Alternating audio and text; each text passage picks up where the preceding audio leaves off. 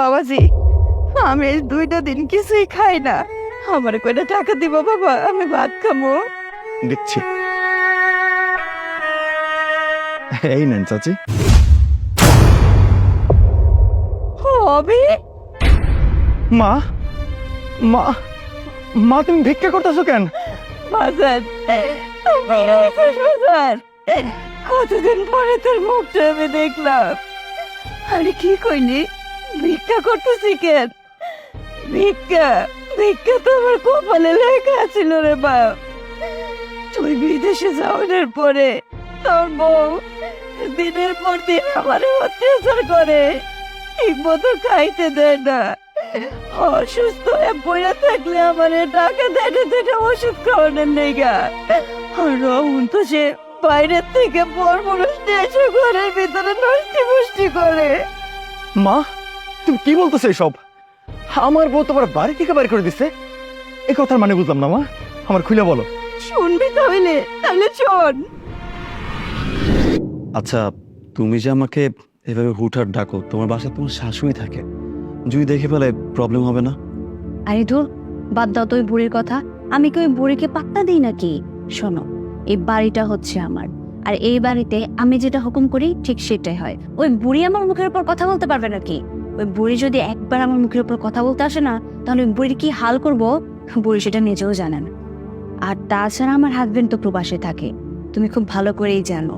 প্রতি মাসে মাসে না আমার নামে এত টাকা পাঠায়, আর সেই টাকা দিয়ে তো আমি এত বিলাসিতা করছি।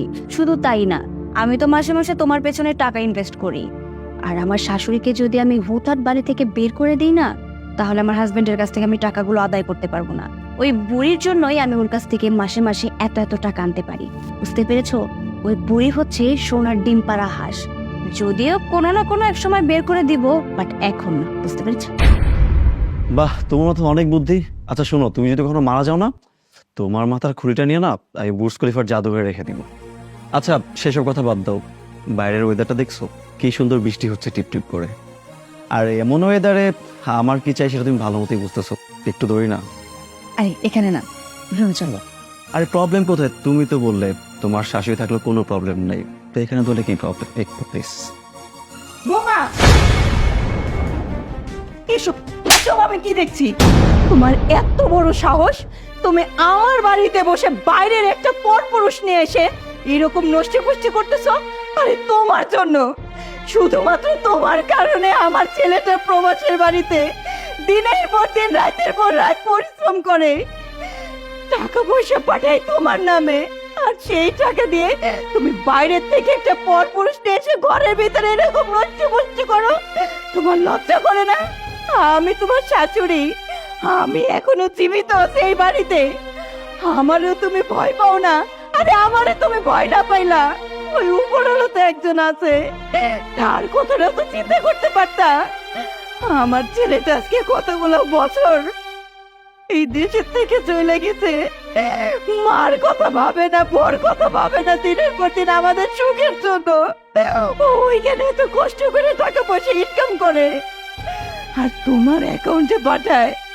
আর সেই টাকা দিয়ে তুমি আজকে এই ছেলে, কালকে আরেক ছেলে বাড়িতে নিয়ে সেসব নষ্টি মুষ্টি করো। আমি বাইসে থাকতে আর কোনোদিন এটা হইতে দিব না। এক করে তুমি এই ছেলের এই বাড়ি থেকে বার করো। একদম চুপ, একটা কথা বলবি না। তুই এত বড় সাহস, তুই আমার গায়ে হাত তুলেছিস? তোকে আমি আমি তোমার মায়ের বয়সী, তোমার শাশুড়ি। এই বাইরের এই ছেলেটার জন্য তুমি আমার গায়ে হাত তোলা? তুমি এটা কি করলে বৌমা?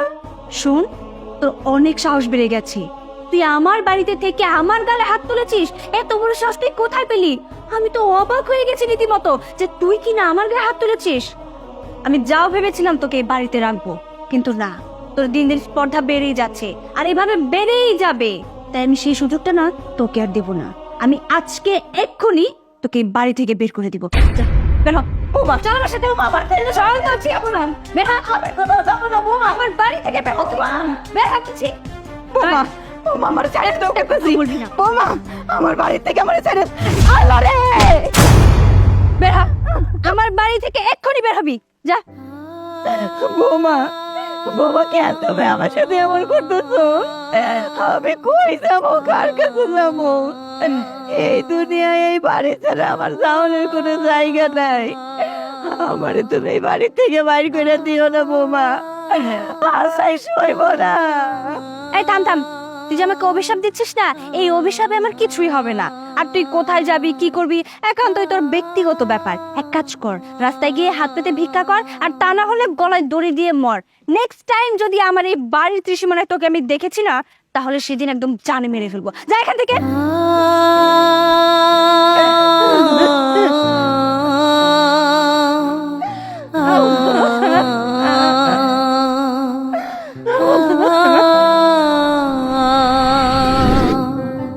এবার তো সবকিছু শুনলি বাবা, আমার আর কিছুই করার ছিল না। তুমি কি বলতেছো মা? আমি তোমার ভালোর জন্য, ওর ভালোর জন্য দেশ ত্যাগ করছি। এতদিন ধরে প্রবাসে পড়ে রয়েছি, এবার 4টা বছর পর দেশে আসছি শুধু তোমাকে ভালো রাখার লেগা। আর তোমার আমার বউ বাইর করে দিছে ঘর থেকে, তোমার ওষুধের টাকা পর্যন্ত দেয় না। কি কইতেছো মা? আমার এত কষ্ট, আমার এত পরিশ্রম সব বৃথা। আমার মা ভালো নাই, আর আমার বউ সব দখল করে নিছে, বাড়ি থেকে বের করে দিছে মা তোমারে। আমি বিশ্বাস করতে পারতেছি না মা, মানুষ এত খারাপ হয়, এত খারাপ হয়। মা আর কোনো কথা না, বাড়িতে চলো। বাড়িতে যে আমি দেখতেছি ও কোন সাহসে তোমার লগে এত খারাপ ব্যবহার করছে, ও কেমনে তোমার ঘর থেকে বের করে দিছে। চলো আমার লগে বাড়িতে চলো। না বাবা, আমি আর ওই বাড়িতে ফিরে যাব না। মা ওই বাড়ি তোমার, ওই বাড়ি তোমার পোলার, তুমি আমার লগে চলো, দেখি কারা কি কয়। আসো আসো মা।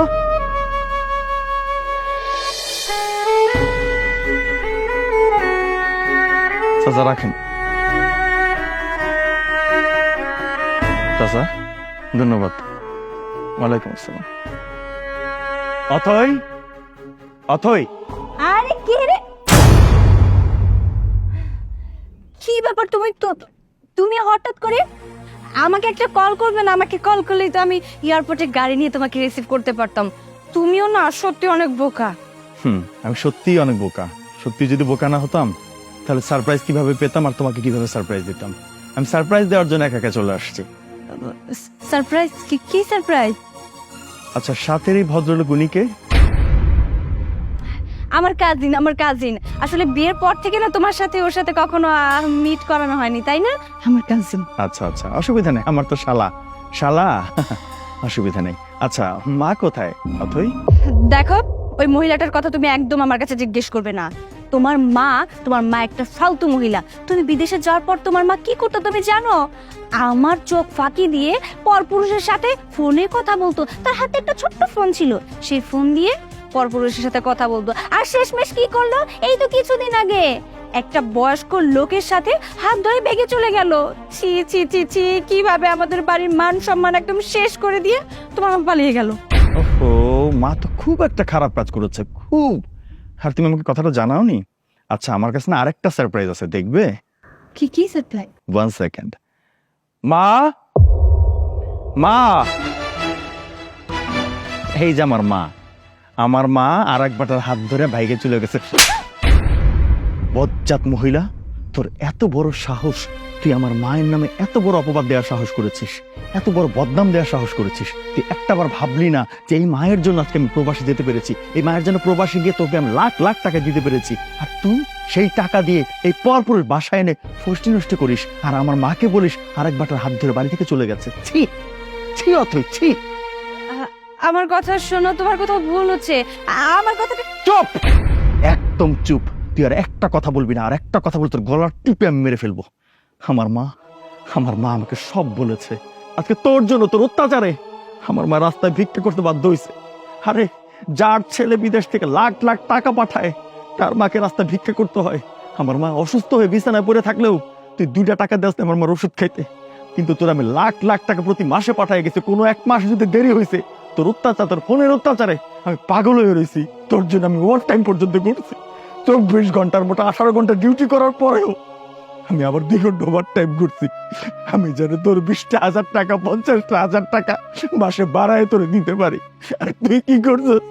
তুই আমারে মা ডারে শান্তি মতো দিনে ভাত খাইতে দেস নাই, অসুস্থ হইলে চিকিৎসাটা করস নাই। কেন রে?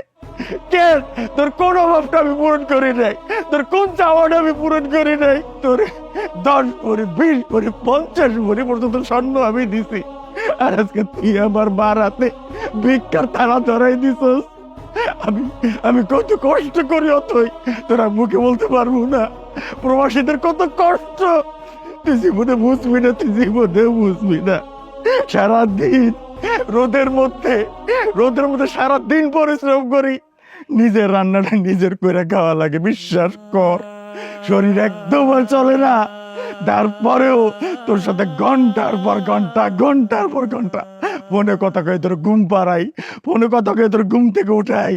অতই রে, একবার তুই চিন্তা করলি না যে মানুষটা তোর জন্য এত কিছু করে তার মারারে একটু শান্তি মতো থাকতে দিতি, তাও দিলি না। যাই হোক, তুই যা করছস খুব ভালো করছস। তোর মতো মেয়েরে আমি সব কিছু দিছি তোর অন্ধবিশ্বাস করে, এটা আমার পাওয়া ছিল। আমি অনুরোধ করে প্রত্যেকটা প্রবাসী বাইরে বলবো, ভাইরে জীবনে বাপ মা ভাই বোনের যা দিবেন কিছু না কিছু ফেরত এসে পাইবেন, কিন্তু যদি কোনো মহিলা মানুষে এইরকম কাল নাগিনী রে সবকিছু দিয়ে দেন, দেশে সে কিচ্ছু পাইবেন না। আয়া পাইবেন কি জানেন? এই সমস্ত বয়ফ্রেন্ড যারা বউর লগে ঘুমাইবো খাইবো দাইবো আপনার টাকায়। ভাই সবার কাছে একটা অনুরোধ, যার মা আছে সে মার কষ্ট বুঝেন। কোনো মা যেন আর এইরকম কোনো বউর অত্যাচারের শিকার না হইতে পারে। আমি যা করছি আমার সব ভুল, এই ভুল আর আমি জীবনে করতে চাই না। অনেক হয়েছে। হার না, তুই এখন এই মুহূর্তে তোর ভালোবাসার নাগরে নিয়ে আমার বাড়ির ত্রিসীমানা থেকে বাইরে হয়ে যাবি। কি বললে? বাসা থেকে বের হব? কিসের বাসা থেকে বের হব? এই বাসা তো আমার। তুমি হয়তো ভুলে গেছো, এই বাসাটা তুমি না আমার নামে করে দিয়েছো। আর এই যে দেখছো, ও তো আমার কাজিন না। তুমি যেহেতু সবকিছু জেনেই গেছো, তাহলে আমার তো আর কোনো প্রবলেম নেই, তাই না? পাও কত বোকা, তুই নিজের এত চালাক মনে করস।